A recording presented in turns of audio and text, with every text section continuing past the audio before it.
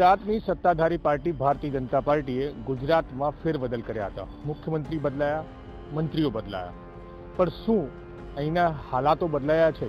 એક મોટો સવાલ છે। હાલમાં જ અમદાવાદના ધંધુકામાં કિશન ભરવાડ નામના યુવાનની હત્યા થઈ, એમાં એટીએસ તપાસ કરી છે, કેટલા લોકોની ધરપકડ કરવામાં આવી છે। સનાતન સંઘના ચેરમેન છે ઉપદેશ રાણા, જેઓ દેશના જાણીતો નામ છે, હિન્દુત્વવાદી ચહેરો છે, એમને પણ કન્ટિન્યુ ધમકીઓ મળી રહી છે, પણ સુરત પોલીસ કોઈ એફઆઈઆર દાખલ નથી કરી રહી। કારણ ખબર નથી। આપણે ઉપદેશ રાણા આપણી સાથે છે, એની સાથે વાત કરીશું અને પૂછીશું कि तेओ शू कह रहा है। उपदेश जी बताइए, अभी तक आपको कितनी बार धमकी मिल चुकी है सूरत में और पुलिस ने क्या कार्रवाई की है? देखिए, अगर मैं अर्जी की बात करूं तो मैं कम से कम 18-20 अर्जी तो कम से कम मैं दे चुका हूं और अर्जी भी मैं बहुत कम देता हूं। आपके माध्यम से बताना चाहता हूं कि जब मुझे कोई ऐसी धमकी आती है कि हम तेरे आसपास हैं, तेरा पीछा कर रहे हैं, उसी की मैं आगे अर्जी देता हूं। और एफआईआर अभी तक किसी उसमें भी अब तक कोई एफआईआर दर्ज नहीं गई है सूरत में, जबकि गुजरात में 8 एफआईआर मेरी ऑलरेडी हैं, लेकिन सूरत में कोई एफआईआर तक दर्ज नहीं हुई है। किस तरह की धमकियां मिल रही हैं आपको और पुलिस क्या कहती है जब पुलिस के पास एप्लीकेशन लेके जाते? पहले धमकियों के बारे में बताइए। गुजरात में जो मुझे धमकियां मिली हैं अभी पिछले टाइम में, तो ये कहा जाता है कि हम पाकिस्तान से बोल रहे हैं, तेरी फील्डिंग लगा रखी है, तुझे बहुत जल्दी मारेंगे। कभी डायनामाइट लगाकर बोलते हैं, कभी बम लगाकर बोलते हैं, मैं पहले बता भी चुका हूं।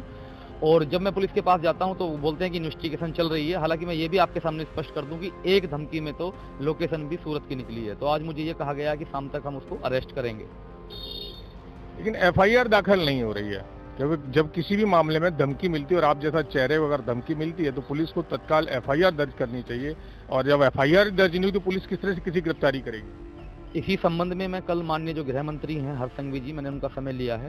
11 बजे का समय मुझे अहमदाबाद का मिला है। मैं अपनी पूरी पीड़ा, जो पीड़ा है हम झेल रहे हैं 3 दिनों से, मैं कल सब कुछ उनके सम्मुख रखूंगा। आपको सुरक्षा किस तरह की मिली है और आपको क्यों मारना चाहते हैं लोग? देखिए, सुरक्षा का सवाल तो मैं आपको इतना कहना चाहूंगा कि मैंने सुरक्षा की मांग नहीं की थी। जिस समय कमलेश तिवारी जी हमारे राष्ट्रीय अध्यक्ष थे, उनकी पार्टी में हुआ करता था, तो उनका ही जैसे मर्डर होता है तो मुझे बुलाकर यहाँ सुरक्षा दी गई। एक पीएसओ मुझे गुजरात के लिए दिया गया है और मैं बिल्कुल खुले शब्दों में कहना चाहता हूँ कि अब एक पीएसओ से मेरी सुरक्षा नहीं हो पाएगी, ऐसा मुझे लगता है। क्योंकि जिस तरीके के टेररिस्ट ऑर्गेनाइजेशन सामने आ रहे हैं, एटीएस ने खुलासा किया है कि जिन लोगों ने किशन भरवाड़ की हत्या की है उनके टारगेट में मैं भी हूँ, और मैं गुजरात में रहता हूँ, गुजरात से बाहर भी जाता हूँ, तो मेरी सुरक्षा बढ़ाई जाए। अब मैं मांग कर रहा हूँ और पूरे देश में सुरक्षा कवर को मुझे दिया जाए। किशन भरवाड़ की हत्या के बाद किस तरह की धमकी मिली थी आपको, क्या कुछ कहा गया? आप देख सकते हैं, वही एप्लीकेशन है जो किशन भरवाड़ के बाद जब हत्या होती है 30 तारीख को मेरे पास कॉल आता है, मुझे कहा जाता है कि हम दुबई में हैं, लेकिन हमने पूरी फील्डिंग बैठा ली है, वहाँ पर हमारे लोग काम कर रहे हैं, इसके बाद हम तेरी हत्या कराएंगे। आप ये भी देख सकते हैं, मैंने ये सेम डेट में रिसीव भी कराया है वहाँ पर जाकर। इतना संगीन मामला है।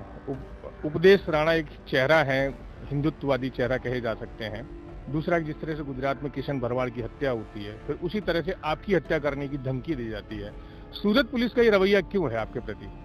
देखिए, ये धमकी नहीं है सिर्फ, जब से एटीएस ने खुलासा कर दिया है। एक मामला मैं बताना चाहूंगा, जब कमलेश तिवारी जी का मर्डर हुआ उससे पहले गुजरात एटीएस ने उत्तर प्रदेश को सूचना दी थी, सरकार को, प्रशासन को, कि हमने कुछ लोग पकड़े हैं जिन्होंने ये कबूल किया कि कमलेश तिवारी की हत्या करना चाहते हैं। लेकिन वहां भी सरकार ने, पुलिस ने कोई एक्शन नहीं लिया। हुआ क्या, कमलेश तिवारी जी मारे गए। और ये सिर्फ धमकी नहीं है, जिन लोगों की व्हाट्सएप चैट रिकॉर्ड की जा रही है, एफएसएल में मोबाइल भेजा हुआ है, पूरी प्लानिंग कर रखी है कि उपदेश राणा को कहीं भी उनको मारना है। और रीजन सिर्फ यही है कि हम अपनी संस्कृति के प्रति, अपने धर्म के प्रति आवाज उठाते हैं। हमारा कोई आपराधिक रिकॉर्ड पूरे हिंदुस्तान में नहीं है। पूरे हिंदुस्तान में मैंने कम से कम 30-40 एफआईआर करा रखी हैं, उनकी ए समरी भरी गई है। ए समरी उसमें भरी जाती है जिसमें एफआईआर सही मानी जाती है।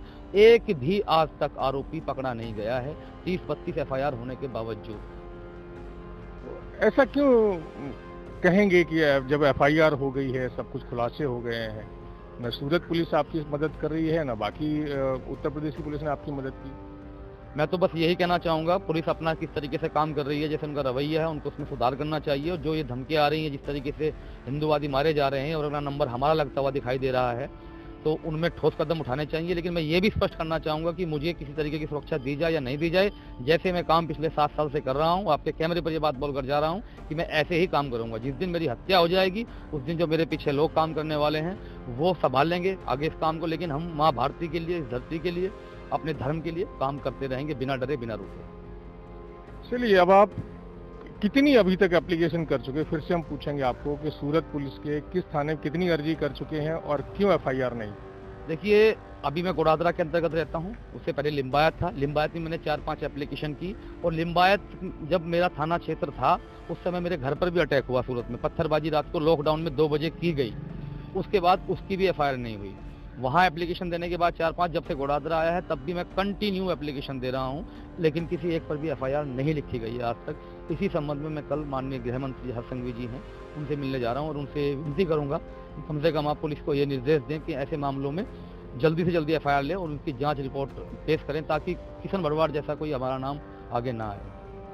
क्या लगता है कि गृह मंत्री जी आपकी बात को सुनेंगे? जब उनकी पुलिस नहीं सुन रही तो क्या गृह मंत्री सुनेंगे? देखिए, मुझे तो लगता है, क्योंकि सलाबतपुर का अभी मामला ताज़ा है, उनके पास मामला पहुंचा तो उन्होंने वहां पर जो की एक्शन लिया, तो मुझे ये उम्मीद है कि कम से कम जो अधिकारी मेरे फेवर में यहाँ एप्लीकेशन नहीं ले रहे हैं, कि कुछ ना कुछ उनको निर्देश जारी करें। विनम्रतापूर्वक मैं कहना चाहता हूँ, क्योंकि ये मेरी जान माल का मामला है। मैं किसी की शिकायत नहीं कर रहा हूँ, लेकिन इतना जरूर मैं कह रहा हूँ कि अगर मेरे ऊपर कुछ हो गया कल को, तो उसके जिम्मेदार कौन होगा? मैं यहाँ से चला जाता हूँ, परिवार अकेला रहता है, तब भी कोई सिक्योरिटी नहीं रहती। तो जिस तरीके से एटीएस ने खुलासा किया कि मैं टारगेट पे हूँ, कहीं भी कुछ भी हो सकता है, तो मैं कल गुजारिश करूंगा, विनती करूंगा माननीय गृह मंत्री जी से कि इस केस को वो थोड़ा गंभीरता से देखें। आखिरी सवाल ये है कि जो अभी आपके हाथों में एप्लीकेशन वगैरह देख रहे हैं, ये कई एप्लीकेशंस हैं, तो इन एप्लीकेशंस में आपने क्या लिख के दिया पुलिस को स्पष्ट तौर पे? कहाँ के नंबर हैं और क्या कुछ कहते हैं? जो मोस्ट ऑफ नंबर मुझे आते हैं, मैं आपके माध्यम से बताना चाहूंगा, वो पाकिस्तान और दुबई से आते हैं, जो प्रतीत होता है डिस्प्ले पे। मैंने उसी संबंध में उनको बताता हूँ कि इस नंबर से ये धमकी आई है, और वॉइस जो रिकॉर्डर होते हैं वो भी भेजते हैं, वो भी मेरे मोबाइल में हैं, जो वॉइस भेजते हैं। तो मैं सारी चीज़ें, सब कुछ मैं पुलिस को मुहैया कराता हूँ, लेकिन उसके बाद भी उनकी जांच किस तरीके से धीमी है, क्यों धीमी है, किस चीज़ का इंतजार है, ये देखने वाला विषय है। તો બિલકુલ આપણે સાંભળ્યું ઉપદેશ રાણા, જેઓ ભારતના એક હિન્દુવાદી ચહેરા છે, તેમને કન્ટિન્યુ કહી શકાય કે ધમકીઓ મળી રહી છે દુબઈથી, પાકિસ્તાનથી, પણ એમને પોલીસ પાસે જાય છે, પોલીસને એપ્લિકેશન આપે છે, પણ Surat police, Limbayat police station હોય કે ગોળાદરા પોલીસ સ્ટેશન હોય, અત્યાર સુધી એક પણ એફઆઈઆર દાખલ નથી કરી છે। તો આપણે અંદાજો લગાવી શકાય ગુજરાતમાં મુખ્યમંત્રી બદલાયા, મંત્રીઓ બદલાયા, ગૃહમંત્રી પણ બદલાયા, પણ પોલીસનો અને સરકારની જે સિસ્ટમ છે નીચેની કામ કરવાની, એ ને એ જ રહી છે, એમાં કોઈ ચેન્જીસ જોવા મળ્યું નથી। હવે ઉપદેશ રાણાનું શું થશે શું નહીં થશે એ તો સમય જ બતાવશે, પણ એટલું ચોક્કસપણે કહી શકાય કે જે રીતે એમને ધમકીઓ મળી રહી છે એને કંઈ ને કંઈ ગંભીરતાથી સરકારને લેવું જોઈએ અને એમની ફરિયાદ દાખલ કરીને આરોપીઓને પકડવા જોઈએ। સંજય સિંહ રાઠોડ, ગુજરાત તક, સુરત।